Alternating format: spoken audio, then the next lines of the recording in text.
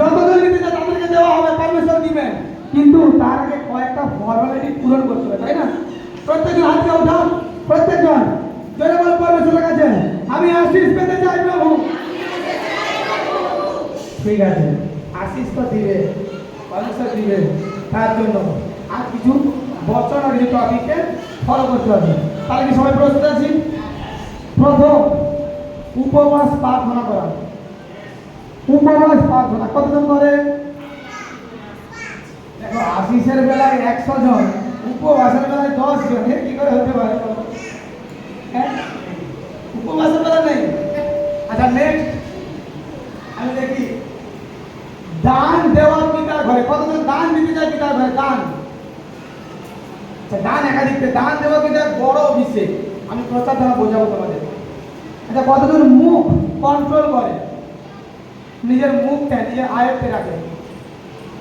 কতজন রাখে নিজের মুখটা নিজের আয়ত্তে? কাউকে অভিশাপ দেয় না, কাউকে কখনো ছোট কথা বলে না, কারোর সঙ্গে তর্ক করে না, কাউকে কোনো দিনের জন্য ধিক্কার দেয় না, এই জীব কোনো দিনের জন্য কারোর সঙ্গে মন্দতা হয়ে চলে না। কতজনের আছে এটা? একজন হাত চাচ্ছে। আর লাস্ট টপিক, পরস্পর প্রেম করা। কতজন করে পরস্পরকে প্রেম? কতজন করে?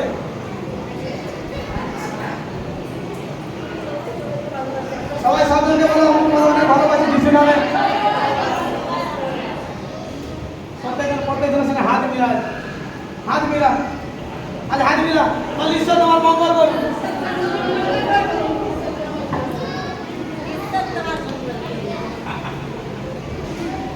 তাহলে আমি এখানে 4টা টপিক দেখবো।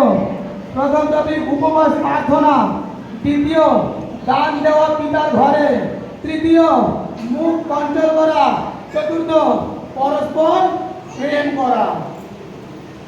এটা প্রত্যেকের মাথায় আবার নোট করে রাখো, এই জিনিসগুলোকে ফলো করতে হবে। শুধু চার্চে এসে ফলো করলে হবে না। চার্চে এসে ফলো করার জিনিসটা কিন্তু পরমেশ্বর পছন্দ করে না। পরমেশ্বর পছন্দ করেন যখন তুমি একা তার সেই ফর্মালিটিকে পূরণ করতেছ। হালেলুয়া। আমি প্রথম বচন দেখব, জোনা। জোনা তার 3:5। জোনা 3:5। তখন নির্ভীয় লোকেরা ঈশ্বরে বিশ্বাস করিল, তাহারা উপবাস ঘোষণা করিল এবং মহান হইতে ক্ষুদ্র পর্যন্ত সকলে শ্বাস পরিধান করিল। 10 তখন ঈশ্বর তাহাদের ক্রিয়া, তাহারা যে আপন আপন গোপন হইতে বিমুখ হইল তাহা দেখিলেন, আর তাহাদের যে অমঙ্গল করিলেন বলিয়াছিলেন তৎবিষয়ে অনুশোচনা করিলেন, তাহা করিলেন না। আমিন। হালেলুয়া। আজ বাইবেল বচন কি বলছে? তখন নির্ভীক। আমি তোমাদের ঘটনা একটু বলি।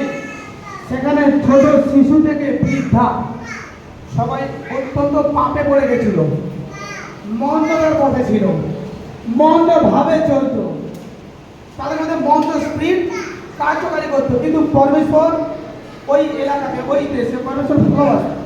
কিন্তু পরমেশ্বর কখনো চাননি যে আমার ভালোবাসার ব্যক্তিগুলো তারা অনর্থক চলে যায়, অসুচি কথাবার্তা, অশুভ কার্যকারী করুক। এটা কখনো পরমেশ্বর চান না।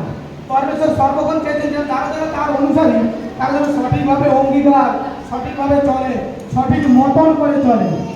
এটা মনে রাখো। আর তার জন্য জোনা ভগবানের সঙ্গে কথা বলতে পরমেশ্বর পাঠিয়েছে নির্ভীতে। কি বলছে? তখন নির্ভীয় লোকেরা ঈশ্বরে বিশ্বাস করলো। জোনা বলে দিয়েছিল তোমাদেরকে ধ্বংস করা হবে। পরমেশ্বর তোমাদের বাচ্চা থেকে বৃদ্ধ পর্যন্ত, তোমাদের গৃহপালিত পশু সমস্ত কিছু পরমেশ্বর শেষ করেছিল। নির্ভীয় লোকেরা সেখানে উপবাস করলো, উপবাস প্রার্থনা করলো। কে কে উপবাস প্রার্থনা করছে? বাচ্চা, মানে আমি তোমাদের বলছি না, বাইবেলে ছোট বাচ্চা, গৃহপালিত পশু এবং বৃদ্ধা, মধ্যবিত্ত সবাই তারা উপবাস প্রার্থনা। তখন দিনে ভস্ম বুধবার বলে একটা দিন হতো। সেটা কিরকম দিন হতো? প্রত্যেকটা যে কাঠগুলো হলে যে কালো ছাই হয়, কালো ছাই দিয়ে করে ক্রস করতো। আর তারা ওই যে চটের বস্তা হয়, এই চটের বস্তা করতো, করে রাস্তার মাঝখানে বসে থাকতো বা ঢাক পেটাতো, এরকম করে তারা উপবাস পালন করতো। বাইবেলে লেখা আছে, এখানে বাইবেলে এখানে লেখা ছিল তাহারা উপবাস ঘোষণা করিল এবং মহান হইতে ক্ষুদ্র পর্যন্ত সকলে চট পরিধান করিল। করিল, রাজা থেকে শুরু করে প্রজা পর্যন্ত প্রত্যেকজন উপবাস শুরু করছে এবং তারা চট পরিধান করছে। আর তাদের উপবাস যখন পরমেশ্বর দেখলেন তখন বাইবেল কি বলছে, তাদের উপবাস প্রার্থনা করতেছে, আজ তোমাদের যত কঠিনতম পরিস্থিতি হয়ে থাকুক, আজ তোমাদের যত বিগড়ে যায় কাজ, আজ তোমাদের যে কোনো কাজ হয়নি, আজ তোমরা যে কোনো খারাপ পরিস্থিতিতে পড়ে গেছো, তোমরা মন্দ পরিস্থিতিতে পড়ে গেছো, আমার পরমেশ্বর আজ তোমাদের কাছে বার্তা দিচ্ছে, তোমরা উপবাস প্রার্থনা করে স্টার্ট করো, তোমরা উপবাস করো, বড় বড় বন্ধন ভাঙবে যিশু শ্রী নামে, উঁচু উঁচু পাহাড় সরে যাবে তোমার সামনে থেকে, লোহার শিকল ভেঙে যাবে যিশু শ্রী নামে। প্রত্যেকদিন উপবাস প্রার্থনা ঘোষণা করো। আর সেখানে দেখো যখন ঘোষণা করে বাইবেল বলছে জোনা 3:10 সেখানে বলছে তখন ঈশ্বর তাহাদের ক্রিয়া তাহারা যে আপন আপন কুপথ হইতে বিমুখ হইল। এই কথার মাধ্যমে বাইবেল বলছে তারা শুধু উপবাস করে। আজ অনেক ব্যক্তি দেখানোর উপবাস করে, উপবাস তো করছে, পেটকে কষ্ট দিয়ে উপবাস করছে, ও উপবাস পরমেশ্বরের কাছে পৌঁছায় না।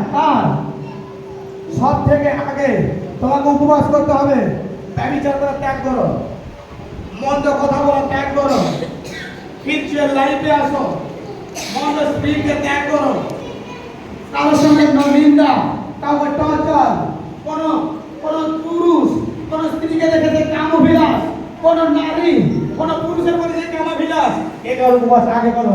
কারণ বাইবেল এখানে স্টেটমেন্ট দিচ্ছে, বাইবেল কি স্টেটমেন্ট দিচ্ছে, তখন ঈশ্বর তাহাদের ক্রিয়া তাহারা যে আপন আপন কুপথ হইতে বিমুখ হইল, যতজন তাদের খারাপ কাজ পর্যন্ত ত্যাগ করে দিচ্ছে, সর্বক্ষণ পরমেশ্বরের আরাধনা বসে গেছে আর পরমেশ্বরের কাছে অঙ্গীকার করছে, হে সদা প্রভু আমরা আর মন্দ কাজে নয়, আমরা আর অসুচি কাজে নয়, আমরা তো সদা সর্বদা আমরা তোমার সঙ্গে যুক্ত থাকবো, তোমার সঙ্গে সম্পর্ক করবো। আমার ইহোবা আজকের পর থেকে আমি তোমার আমার পরমেশ্বর তোমার চোখের মধ্যে আমি গমনাগমন করতে চাই, আমার পরমেশ্বর আমি তোমার ছায়ার সঙ্গে থাকতে চাই, আমার পরমেশ্বর তোমার পবিত্র আত্মার সঙ্গে থাকতে চাই, আমার প্রভু তোমার রক্ত দিয়ে তুমি আমাকে দিলো। আজ শুধু উপবাস, শরীরকে কষ্ট দেওয়ার উপবাস করো না, উপবাস করার সঙ্গে সঙ্গে বাইবেল পাঠ করো, উপবাস করার সঙ্গে সঙ্গে নিয়মিত প্রার্থনা করো, উপবাস করাকালীন মানুষকে দান করো, উপবাস চলাকালীন মানুষকে ক্ষমা করো, উপবাস চলাকালীন মানুষের পাশে দাঁড়াও, উপবাস চলাকালীন কারো যদি রাগ থাকলে তাকে ক্ষমা করো, উপবাস চলাকালীন তোমার শত্রুকে তুমি খাওয়াও, সেটা যদি এক গ্লাস জল হয় তুমি ধন্য বিশ্বাসী কিছু না শিখাবে। হালেলুয়া। আজ পরমেশ্বর বলছে শুধু উপবাস করলে হবে না, মন্দ কাজ থেকে ফিরতে হবে।